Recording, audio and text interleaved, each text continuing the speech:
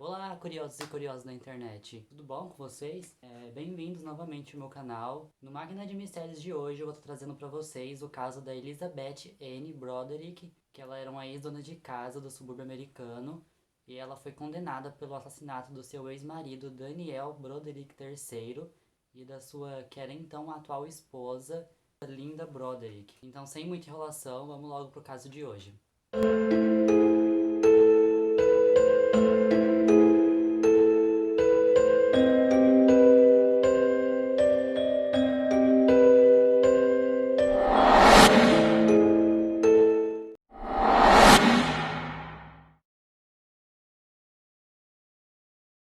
Elizabeth Anne Bisaglia, que era o nome de solteira dela, ela nasceu em 7 de novembro de 1947 e ela cresceu no subúrbio americano de Nova York, lá perto de East Chester, e ela era a terceira filha de 6 filhos do casal Marita e Frank Bisaglia, e eles eram devotos católicos romanos, e seu pai era dono junto com alguns outros parentes de um negócio que era bem sucedido de reboco de paredes. A Beth, assim como os irmãos dela, eles foram criados com muita rigidez e desde cedo ela aprendeu a ser uma dona de casa, para sempre apoiar o marido em tudo que ele decidisse, para ser uma perfeita dona de casa americana mesmo. Mais tarde a Beth se formou no College of Mount Saint Vincent em educação infantil por meio de um programa acelerado, e os seus créditos também lhe renderam um diploma de inglês.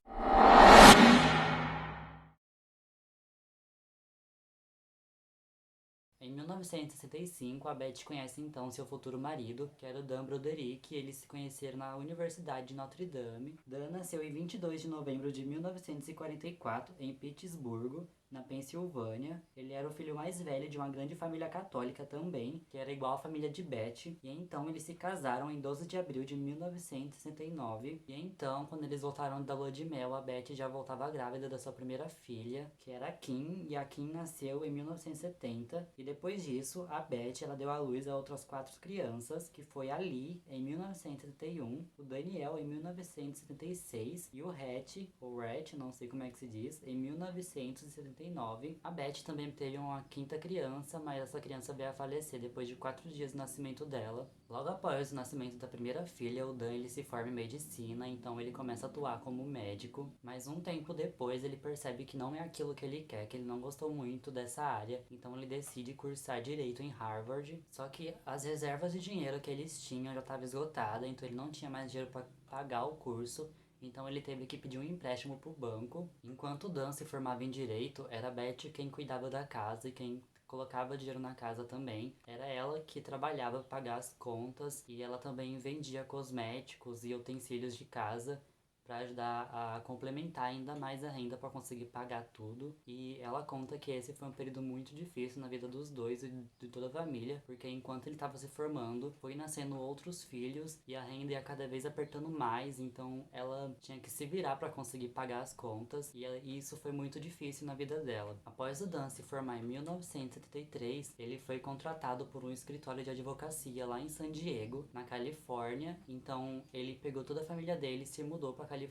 Ele precisava ficar mais perto do trabalho e não demorou muito até que o Dan ele conseguisse subir de hierarquia no trabalho. Ele se tornava cada vez mais um advogado bem sucedido, e a principal área que ele atuava era na área de negligência médica, onde ele começou a conquistar ainda mais o seu espaço e se demonstrar um bom profissional. Então ele estava conseguindo muitas coisas e em um pouco tempo, e isso era muito bom para toda a família. Eles iam conseguindo melhorar a vida deles. Em 78, o Dan ele já tinha um certo dinheiro que ele poderia usar para melhorar a vida deles, mas ele então decidiu abrir um escritório, e é óbvio que a Beth apoiou ele nisso e deu uma força para ele, inclusive ajudando até mesmo na construção do escritório. E em 4 anos o Dan ele já se tornava uma referência em advocacia. Ele estava ficando muito conhecido por todos, então começou a surgir muita demanda de trabalho pro Dan. As pessoas queriam que ele entrasse no caso delas, e ele passou a precisar de muita ajuda no escritório, então ele precisava contratar alguém para auxiliar ele e para organizar a sua agenda, e foi aí que ele começou a procurar pessoas para ser secretária dele e ajudante no escritório. Foi então que no outono de 82, o Dan ele contrata a Linda, que ela tinha 21 anos na época, e ela tinha acabado de perder o emprego como comissária de bordo. Então ele contrata ela como assistente pessoal dele.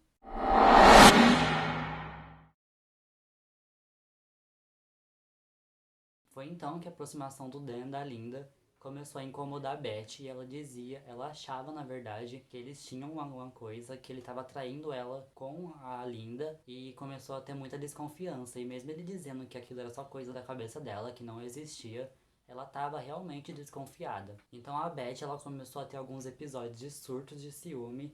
E em um desses ela chegou até mesmo a queimar os ternos que eram personalizados do Dan. E ela só tacou fogo nos ternos por ciúmes dele com a Linda. E então, depois de todos os surtos da Beth, em 85 o Dan decide sair de casa. E é só aí que ele confirma que ele estava tendo um caso com a Linda. E então ele pede o divórcio, que se tornaria um dos divórcios mais longos e desgastantes que os Estados Unidos já viu, na verdade. Esse caso, ele se torna um dos casos mais infames de divórcio dos Estados Unidos, porque de um lado eles tinham uma mulher que a vida inteira ela viveu somente pro marido e pra família, que o incentivou a buscar os estudos, e enquanto ele estudava, ela que pagava as contas da casa, era ela que cuidava dos filhos, cuidava da casa, conseguia pagar as contas vendendo o que ela tinha lá, da maneira que ela podia, e quando o cara conseguiu um emprego, conseguiu estabilidade financeira, conseguiu crescer na carreira, ele simplesmente largou ela e foi atrás de uma mulher mais jovem, e isso deixou uma boa parte das mulheres, das pessoas dos Estados Unidos abismadas. E isso não era nem o começo do que seria um divórcio totalmente tumultuado, totalmente perverso, até mesmo corrupto.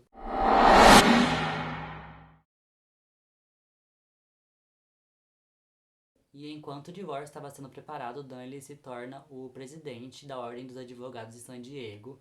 E isso ajudou ele muito, muito, muito a dificultar a vida da Beth. Ele fez com que se tornasse um verdadeiro inferno a vida da Beth, principalmente para ela encontrar um advogado que topasse defendê-la. Ela não conseguia de jeito nenhum. E enquanto isso, a Beth ela foi perdendo a custódia dos filhos, ela perdeu os bens que ela tinha conquistado junto com ele. E ela estava sofrendo com abandono, porque parecia que o mundo ao redor dela estava desmoronando, que todo mundo estava abandonando ela, que ela não estava conseguindo ficar com nada que ela conquistou. O Dan, ele estava de casamento marcado com a Linda. Então ele tava com muito medo que a Beth fosse aparecer no casamento e fizesse alguma loucura. E a Linda até pediu pra ele usar um colete à prova de balas.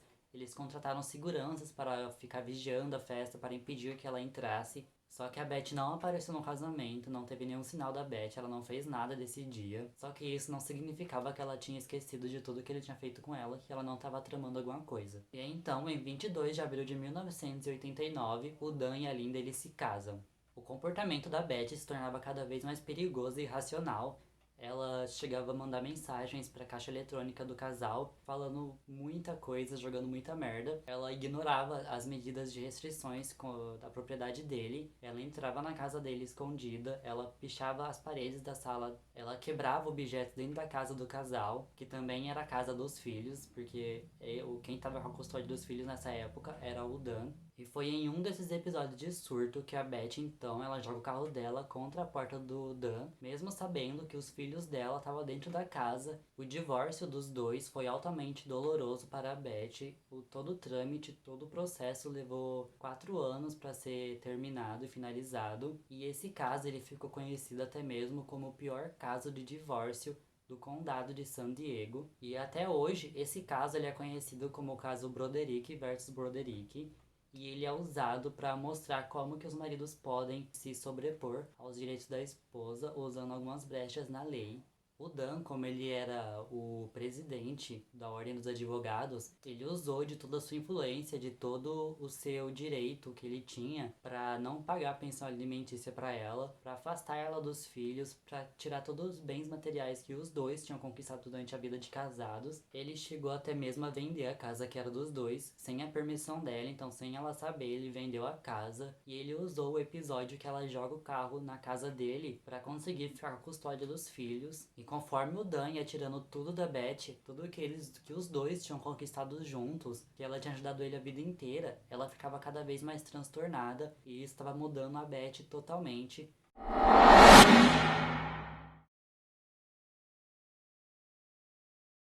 Sempre que a Beth conseguia encontrar com algum dos filhos e conversar, ela fazia perguntas pra eles, ela enchia as crianças de perguntas sobre onde ficava cada coisa dentro da casa, sobre horários, sobre tudo dentro da casa do Dan e da Linda, que eles já eram casados nessa época. E tem alguns lugares que falam que foi a própria filha dela, a Kim, que entregou a chave pra mãe fazer uma cópia. Em outros lugares falava que foi a Beth que roubou a chave da filha. E alguns lugares citam até mesmo que foi com a filha Lee que tudo isso aconteceu. Então eu não sei exatamente se ela roubou a chave da casa ou se a filha deu pra ela a chave pra ela fazer uma cópia. 8 meses antes do casamento do Dan e da Linda, a Beth tinha comprado uma arma, um revólver, mas ela não usou na cerimônia nem pra fazer nada durante esses 8 meses. Foi então que no dia 5 de novembro de 1989, a Beth pega o carro dela e vai até a casa do Dan e da Linda. Ela entra na casa, ela desliga os alarmes, ela afasta os telefones, ela tira tudo que podia chamar a polícia de perto. Ela não queria de jeito nenhum que a emergência fosse chamada, então ela cortou tudo. E então, às 5h30 da madrugada, ela sobe pro quarto do casal e em um momento de fúria, ela tira 5 vezes e 2 tiros pegaram a Linda, um na cabeça e um no peito, e a Linda acaba morrendo na hora. E um tiro pegou nas costas do Dan. Pelo que a polícia falou, parecia que ele tava tentando pegar um telefone pra chamar a emergência, pra chamar a polícia, mas ele não tinha conseguido. E as outras 2 balas, elas acertam a parede e uma cabeceira. No dia das suas mortes, o Dan tinha 44 anos e a Linda tava com 28 anos. A perícia no local, ela constatou que o Dan não morreu de imediato, e depois isso foi constatado pela Beth, que disse que antes dele morrer, ele chegou até mesmo a conversar com ela, mas ela não falou que os dois conversaram. Depois de ter matado o Dan e a Linda, a Beth, ela não foge pra lugar nenhum, ela só espera a polícia chegar. Tem lugar que diz que ela avisou uma das filhas pra chamar a emergência, então ela se entrega à polícia, e ela nunca negou de ter atirado em Linda e no Dan. Porém, ela se diz inocente, ela diz que ela não tinha a intenção de atirar no casal, que ela só ia lá pra conversar, mas que em algum momento a Linda começou a gritar e querer que chamar a polícia, e foi então que no momento de surto da Beth, ela acabou atirando nos dois e acabou matando os dois.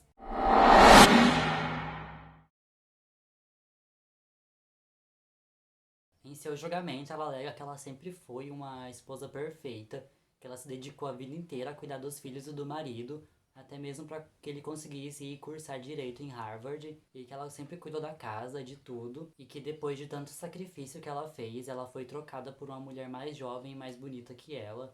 Então isso tinha corrompido ela por dentro. Ela disse que o Dan tinha levado tudo dela, levado os filhos, levado a casa, levado os bens dela, levado o poder dela, e que tinha deixado ela sem nada e empurrou ela para um abismo onde ele colocava ela como uma louca em meio à sociedade, como uma mulher irracional perante a sociedade, colocando ela como a ex-esposa desequilibrada. A defesa do advogado, que era o Dan, ela foi composta por grandes nomes do direito do condado, só que a defesa da Beth conseguiu adicionar provas que ao longo dos anos ela foi torturada psicologicamente e fisicamente pelo marido dela, e que ela havia apenas realizado o ato por um acesso de fúria que não condiz com a sua personalidade. Os 2 primeiros julgamentos, eles acabaram em empate. Os júris do caso, eles protestaram por homicídio culposo, que é quando não tem intenção de matar, mas na última vez o júri deu a sentença final para Beth, que ela foi condenada a 32 anos ou prisão perpétua por 2 assassinatos de segundo grau e por uso ilegal de arma de fogo. Então os 2 assassinatos que ela cometeu deu cada um 15 anos, mais 2 anos por uso ilegal de arma. A Beth hoje ela está com 72 anos e ela se encontra cumprindo sua sentença no Instituto para Mulheres da Califórnia, e ela já tentou pedir liberdade condicional 2 vezes em 2010 e uma em 2017, só que as 2 foi negada e ela só vai poder pedir novamente em 2032 agora. Só que mesmo presa, a Beth ela recebe centenas de cartas de mulheres do país inteiro dizendo que entende o que ela passou, que entende os motivos que levaram ela a cometer esse crime, mesmo não concordando com o crime em si, que as mulheres, elas se colocaram no lugar da Beth por ela ter passado por tanta humilhação na vida dela e pelo Dan ter feito tanta coisa ruim pra ela. E foi tudo isso que levou ela a cometer os crimes. E essas mulheres que mandam cartas pra elas, elas dizem que lutam pelo fim do terrorismo emocional contra as mães, e está cada vez mais invisibilizado na sociedade, mas que acontece sim.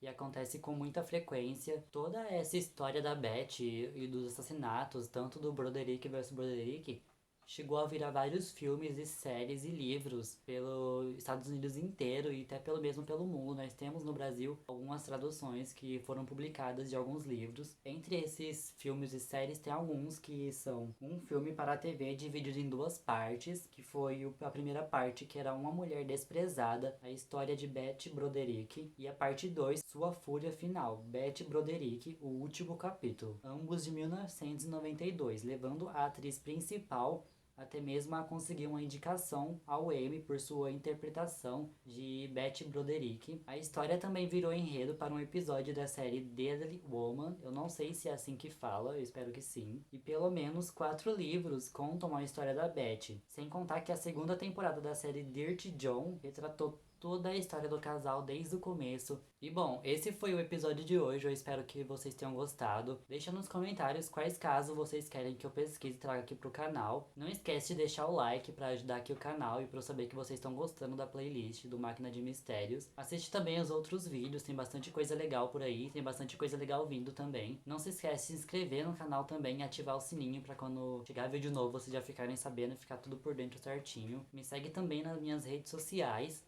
por lá eu converso com muita gente, eu crio enquetes pra saber quais são os próximos casos que vocês querem. Vocês podem sugerir pra mim também por lá, e eu vou gostar muito de ler cada um e vou tentar trazer o máximo possível aqui pro canal. Bom, eu vou ficando por aqui, esse foi o vídeo de hoje. Eu espero do fundo do coração que vocês tenham gostado. Um super beijão e até a próxima. Tchau!